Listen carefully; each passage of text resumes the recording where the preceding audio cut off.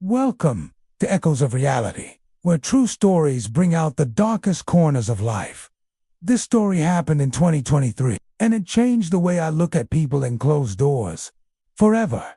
I was traveling solo for the first time. After years of working non-stop in a corporate job, I finally took a 1-month break. The destination was Asheville in North Carolina. I needed nature, quiet, isolation. I booked a small cabin through Airbnb.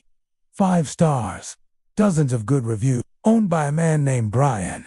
He sent me a friendly message. Hope you enjoy your stay. Let me know if you need anything.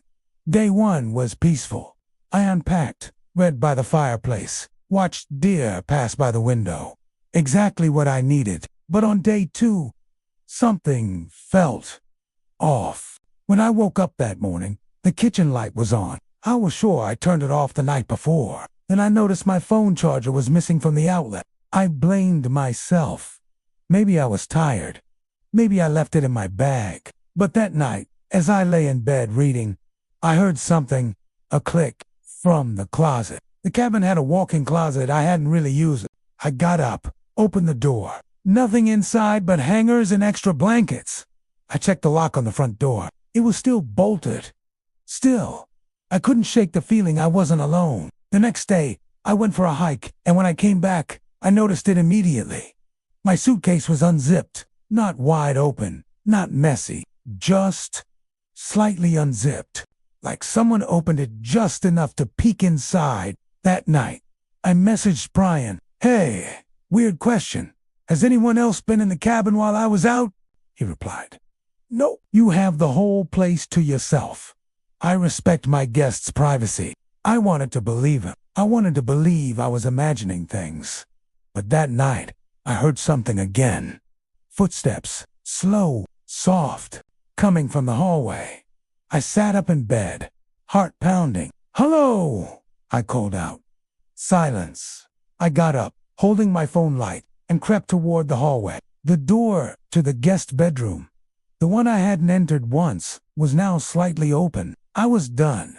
I packed a small bag, locked my bedroom door, and planned to leave at first light. But around 3 a.m., I woke up to a faint worry sound. I looked up. The smoke detector above me had a small red light blinking, but not like a normal detector. It looked like a camera. I stood on the chair and looked closer. It was a camera, hidden inside a fake smoke detector. I ripped it off the ceiling, horrified. Inside was a tiny SD card. My hands were shaking.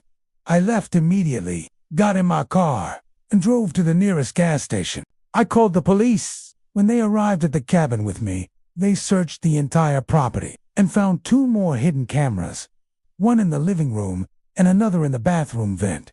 They also found something worse.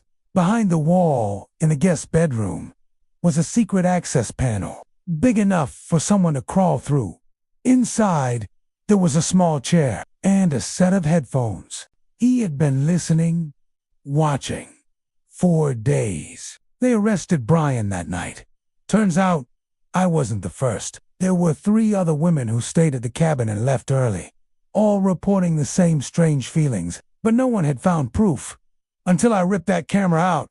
The worst part, on Brian's computer, they found hours of footage. Some of it showed me sleeping. He had installed the cameras himself. He used fake names to leave good reviews, and he knew exactly how to avoid suspicion. I never went back to Airbnb. I still travel, but I inspect every smoke detector, every vent, every crack in the wall.